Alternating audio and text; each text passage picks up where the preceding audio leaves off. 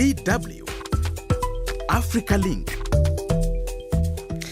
It is 4 p.m. in Accra, Ghana. Elsewhere in Yaoundé and Abuja, it is 5 p.m. Welcome to Africa Link, your window to the stories making headlines across Africa and beyond. My name is Mimi Mefo. And I'm Isaac Mugabe. Join us live on our Facebook page, DW Africa, to discuss these biggest stories on the continent. The show is also streaming live on our partner stations across Africa. And coming up on the program, as the world grapples with COVID-19 and its cure, Africa is leaving no stone unturned. In Ghana, clinical trials of a herbal drug will kick off. Of course, the scientific community is happy because for a long time, the herbal medicine fraternity had said that they have drugs and they believe drugs that can help in treating COVID-19. Also, the trial of a suspected Sierra Leonean warlord accused of committing atrocities in Liberia civil war has started in Finland. It serves him right that he is finally facing justice. In my personal opinion, I'll tell you that he should be stripped off of all the privileges he enjoys in Finland. And plus, we would also hear how COVID-19 is crumbling businesses in Zimbabwe. But before that, here's a chance to listen to some other headlines, other stories making headlines around the world. DW News. I'm Eunice Wanjiro with DW News. Security forces in Russia have arrested more than 1,400 people during rallies to protest against the jailing of anti-corruption campaigner Alexei Navalny. Witnesses say police used excessive force to detain peaceful protesters, but the Kremlin says the police response was justified. On Tuesday, Navalny was sentenced to 3.5 years in prison for violating the terms of his parole. Western governments have condemned the ruling and called for sanctions to be imposed on Moscow. Russia has accused the West of descending into hysteria over the jailing of Navalny. 6 world leaders, including the German Chancellor Angela Merkel, are calling for joint action to tackle critical challenges. They say the COVID-19 crisis is the greatest test of global solidarity in generations. The group, which also includes the French President Emmanuel Macron and European Commission Chief Ursula von der Leyen, warned that the pandemic threatens progress made in other areas such as climate change. Among the group is the President of Senegal, Macky Sall, and the United Nations Secretary-General Antonio Guterres. The leaders say the most serious crisis call for the most ambitious decisions. Security officials in central Mali said 9 troops were killed when their base was attacked by suspected jihadists, updating the death toll from 4. The position at Boni in the Mpoti region was attacked at around 6 a.m. on Wednesday by heavily armed individuals in armored vehicles. You're listening to DW News, Germany's international broadcaster. Myanmar's police have filed charges against ousted leader Aung San Suu Kyi for breaches of an import-export law. Police documents say illegally imported handheld radios or walkie-talkies were found at her residence. Authorities are seeking to detain her until February 15th. It comes as people in the country took part in the first widespread protests since the military coup in the early hours of Monday. Emmeline Gill, Deputy Regional Director for Research at Amnesty International, said the military was attempting to rule through fear and intimidation. If indeed she has been charged with these offenses, then we actually see it as the military levying politically motivated charges against her. And it is a way for the military to entrench its impunity by ruling through fear and intimidation. And finally, forces loyal to the Central African Republic government have taken a key town from rebels, the country's prime minister said on Wednesday. Rebels control around 2/3 of the CAR's territory, with many districts unable to hold the December 27 ballot when Touadera was re-elected in the first round. With 3 major roads and the CAR's natural resources under rebel control, prices have risen in Bangui as transported goods from neighboring countries is blocked. The UN says rebels are attempting to throttle the capital.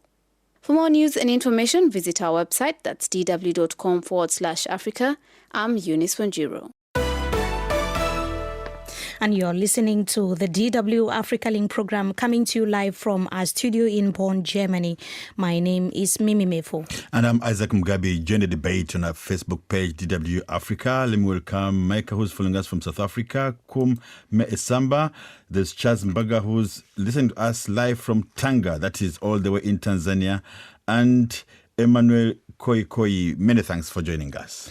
And we begin right away with desperate attempts calling for desperate measures at the time when Africa risks being left behind in the rollout of COVID-19 vaccines. Some governments on the continent are trying to prioritize the local manufacturing of their own drugs and strong testing capacities. Well, after the National Institute for Medical Research in Tanzania published a list of approved herbal medicines for the treatment of COVID, Ghana has also announced that it will conduct clinical trials to treat the virus. Earlier, before we come on air, I discussed these latest developments and African herbal cure for coronavirus with our own correspondent in Accra, that is Isaac Kalechi.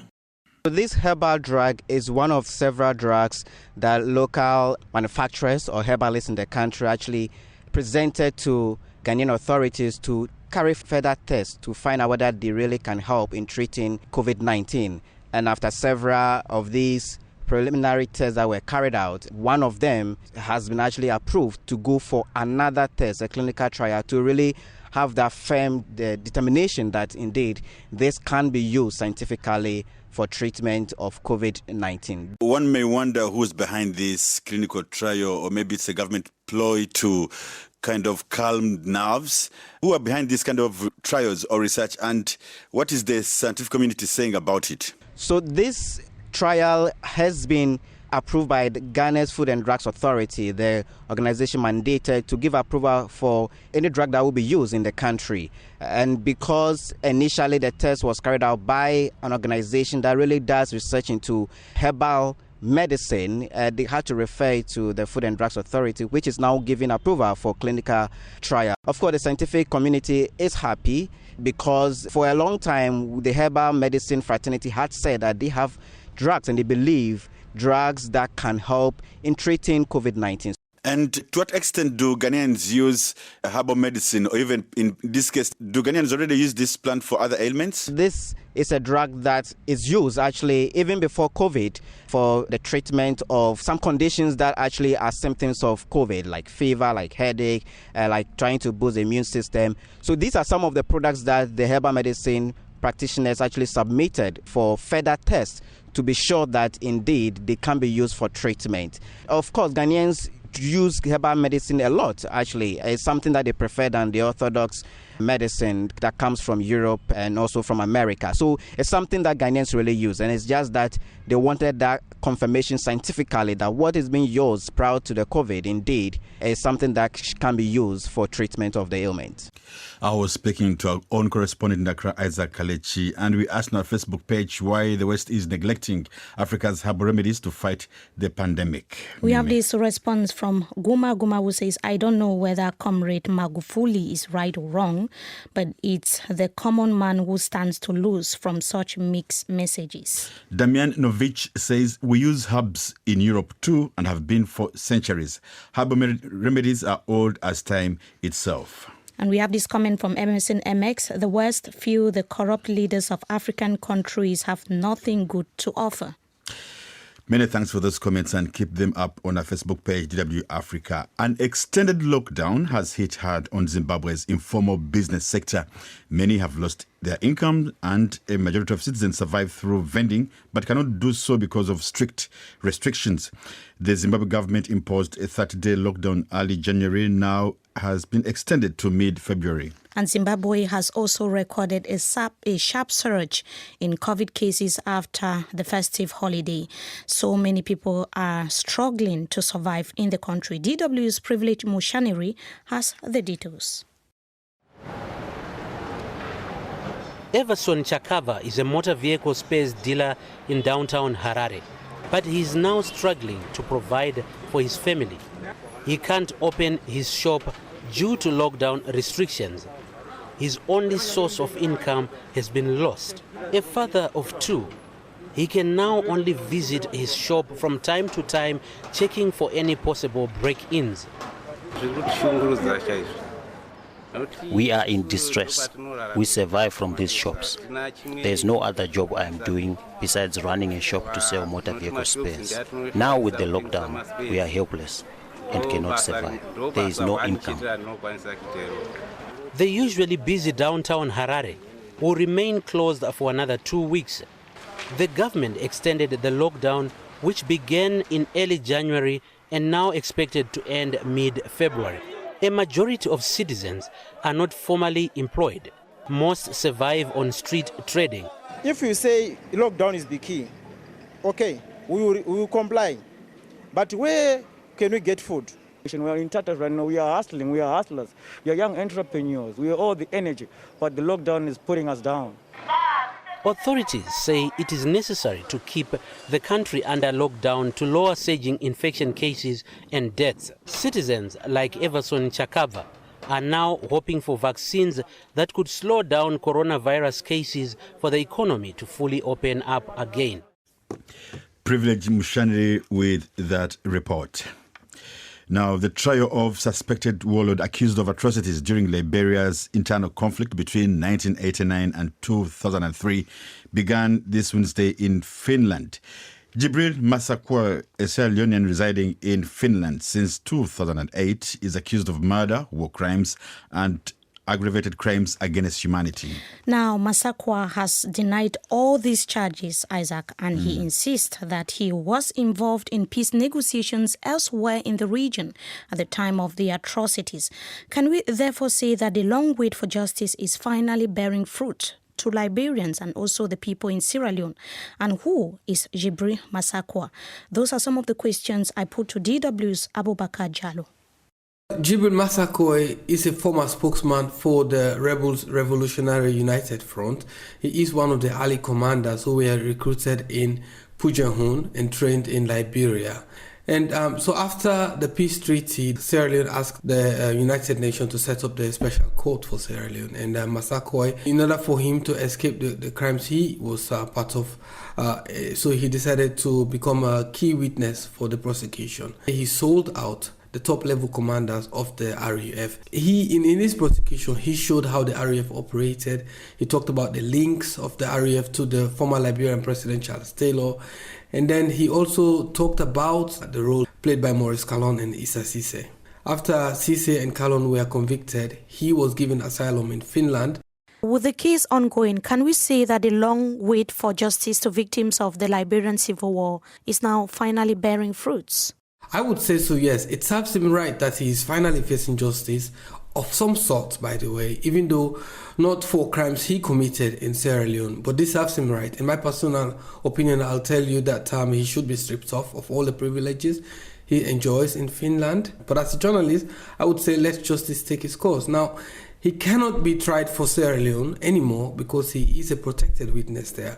The court is due to sit in Liberia, a neighboring Sierra Leone, in February to hear testimony from about 80 witnesses. Tell us how important this hearing is going to be for the victims. This is, of course, a really important and interesting case, and a lot of Sierra Leonean and Liberians who are following this case will be looking forward to. After all of the crimes that they committed, he escaped all of these charges, even though he was a top-level commander for the RUF.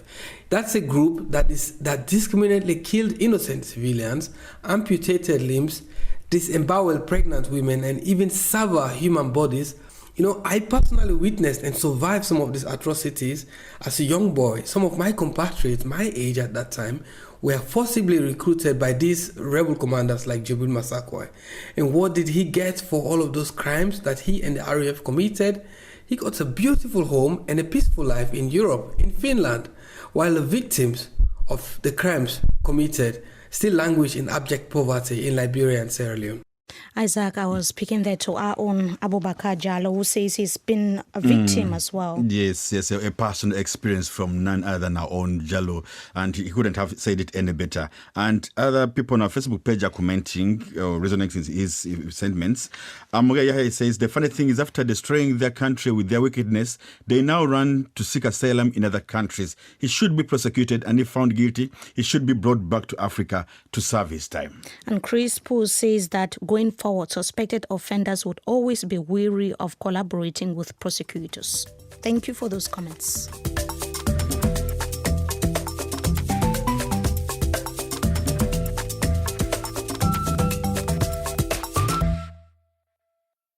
Welcome back to Africa Link. On this program, we look at the biggest stories in Africa and beyond. Once more, my name is Mimi Mefo. And I'm Isaac Mugabe. We are right here in our studios in Bonn, Germany. You can always share this audio or this show with your friends on our Facebook page, W Africa. And, of course, by all means, read out your comments.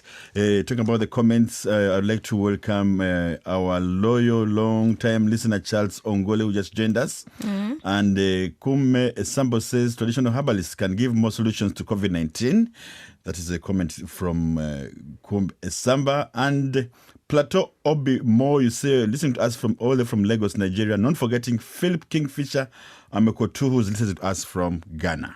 Well, we welcome all of you on board. Now, coming up in the next 15 minutes, traders from neighboring countries air their frustrations following the prolonged closure of Guinea's borders. Really, it is almost a year now, and we are here. Our vehicles are parked. Before now, they told us that the borders had been closed because of COVID-19. But since then, the borders remain closed. That story is coming up a little later. But first, agriculture is the largest sector in Ethiopia's economy. It employs over 80% of the labor force, but most farmers sell to their local markets, and very few of them are able to export their products despite the economic incentives. And to link up smallholder farmers with the international market, capitalizing on organic and positive social impact could be one of the ways forward, although logistical challenges are likely to also persist. Michael Oti has the details.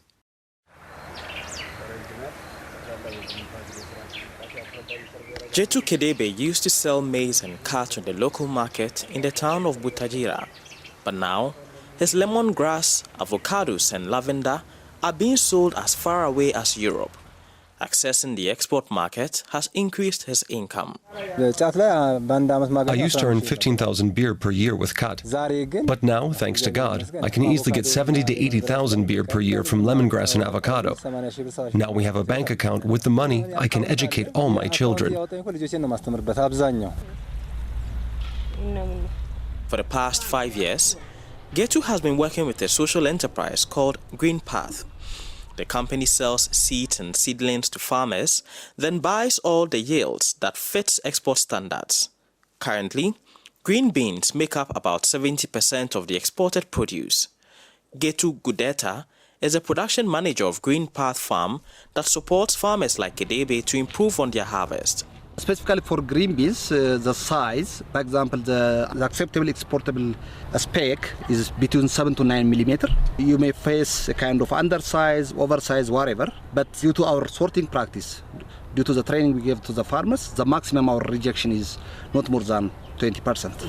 Export prices can reach up to 5 times local market rates, but for Ethiopian smallholder farmers, there are many challenges to accessing the international market. Green Path acts as an intermediate, as explained by Jesse Jones, the managing director of Perennial Foods Group, that partners with small-scale farmers in Africa. Getting their hands on seeds that have export market value is nearly impossible for the average smallholder.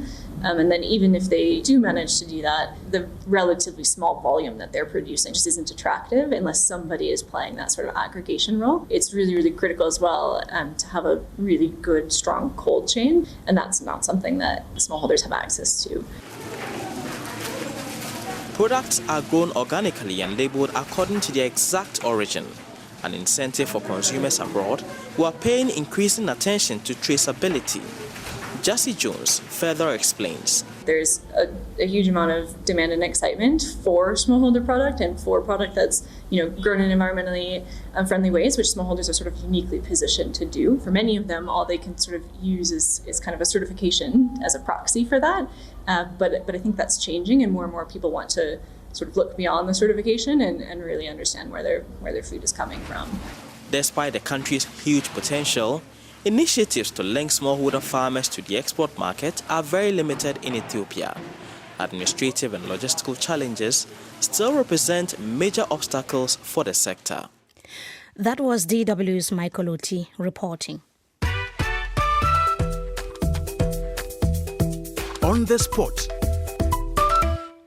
Now, the closure of Guinea's borders with its neighbours has provoked severe price increases. The Guinean government has given no official reasons for the closure, but from all indications, security concerns played a key role. As Karim Kamara reports from the capital, Conakry, leaders in the sub-region have condemned the decision that was taken unilaterally. They are calling on Guinea to reopen the borders.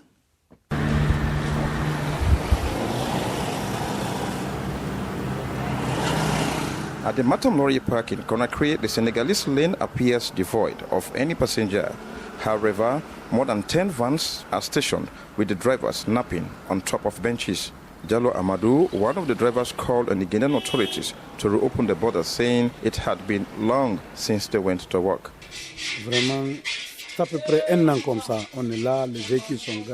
Really, it is almost a year now, and we are here. Our vehicles are parked. Before now, they told us that the borders had been closed because of COVID-19. But since then, the borders remain closed. Now we are appealing to the Guinean government to reopen the borders and reinforce proper health checks along the borders. The Guinean government is showing no signs of wanting to ease the border closure with its neighbors. The shutdown has triggered unprecedented food and commodity price increases in neighboring Sierra Leone, Liberia, and Senegal. Alpha Barry, a businessman who travels between Guinea and Senegal, says if authorities do not reopen the border soon, the situation will go from bad to worse. I am a trader. How many trucks do we have at the border with Senegal? Too many. We have so many goods there that have either expired or are rotting away. This is why if the borders are not reopened, prices of goods will continue to increase on the market here in Conakry. Residents of Conakry have been speaking of the difficult economic pains brought about by the closure. The price increase on the market is just sabotage by the traders against the government. If not, nothing like foodstuff can come to Guinea from Senegal. We are suffering. It is really disheartening. The state has to do something for us. It's really not working well for us. Like Senegal and Liberia, Sierra Leonean business people also come to Guinean market for goods. But because of the border closure, no trader is coming in. Only a few people are making it through the porous border. Alpha Cabo is one of them. I walked through the bushes to reach Conakry. Prices have skyrocketed. We are buying goods from Guinea to Sierra Leone, but they've increased all the prices. If the government did not help us by reopening the borders, I swear it will not be good. At this point, we are really suffering. Businesses are all closed. Prices have been increased in Sierra Leone, everything. During the 58th ECOWAS Head of State Conference, Sierra Leonean President Madabio urged the Guinean government to reopen the borders, saying it had a damaging effect on the country's economies. Karim Kamara reporting on how the closure of the border with Guinea and neighboring countries like Sierra Leone has affected the cross-border trade. Living Planet Africa. Now, two young fashion designers in Ghana are focusing solely on upcycling and sustainable fashion. To get attention, they organize virtual fashion shows and go to schools to raise awareness for the environment. I mean, Mimi, I was surprised by the idea of these young men, of all things, say, okay, during these lockdowns and COVID-19 and all the effects, let's do it online. You can imagine catwalking, using virtual means, that is Zoom and all other apps available. Anyway, Thomas Mandelmeyer has the details of this report.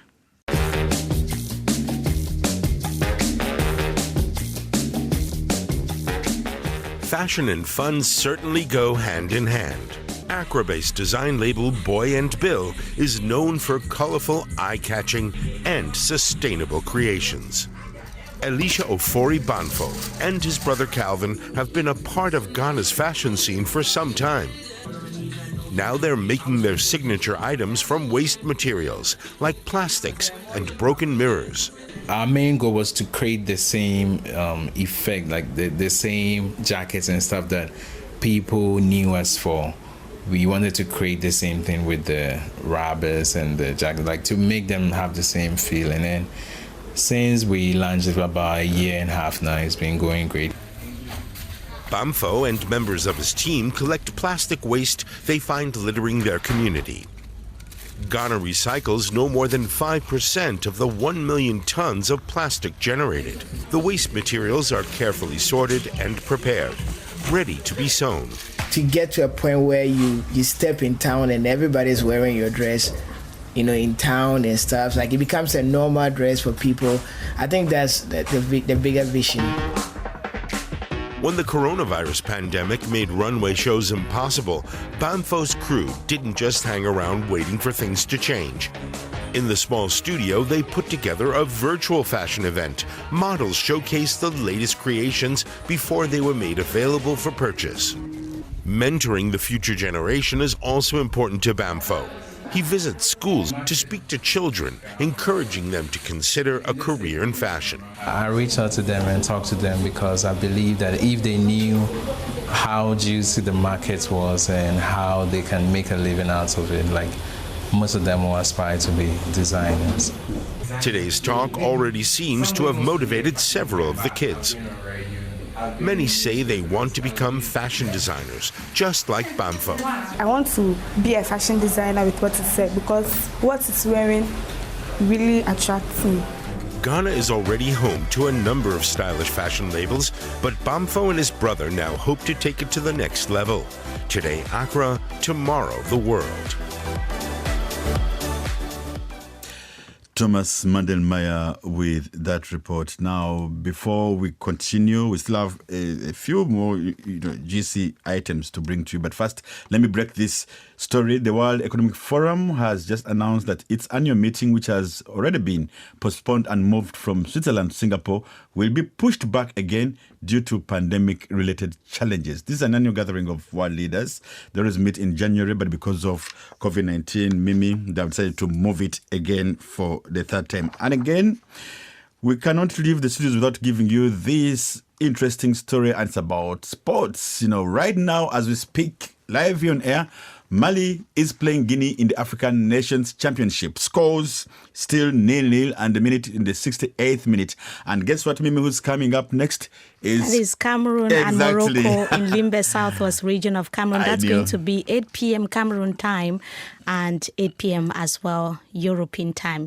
We are looking forward to that encounter. And Isaac, the prayers of everyone in Cameroon is for us to win because the stakes are very high. Cameroon is the host nation and it's going to keep the momentum alive if Cameroon wins. And also another stake is the fact that it's taking place in Limbe, which is one of the cities in the restive southwest region of Cameroon. So, And by the way, Mimi, Morocco says it's going to be a tough challenge. They admitted that they face a major challenge in their quest to reach the competition's final. But the biggest challenge is for the hosts as usual. At least, maybe, in my opinion, it will be fair enough if they reach the finals, isn't it? That's right. That's the prayer of everyone. Now, on to one of our major stories for today. We talked about Sierra Leone, the case or the trial of Jibril Masakwa. And we asked you on Facebook, what impact could Masakwa's case have on future collaborations between prosecutors and suspected offenders, Isaac? Yes, Seko Kamara says it can potentially undermine efforts to get people coming forth as eyewitnesses to give testimonies and overall collaborative efforts. In my view, it is not good enough reason to deny justice involving those individuals provided evidence. And this one from Amongebia Yaya. The funny thing is after destroying their country with their wickedness, they now turn to seek asylum in other countries. He should be prosecuted and if found guilty, he should be brought back to Africa to serve his time. Uzondi Esonye says this sends a strong message to would-be perpetrators that their actions will have serious consequences. It also goes to show that those who are still hiding will be caught someday. I am a victim of their senseless war, he says.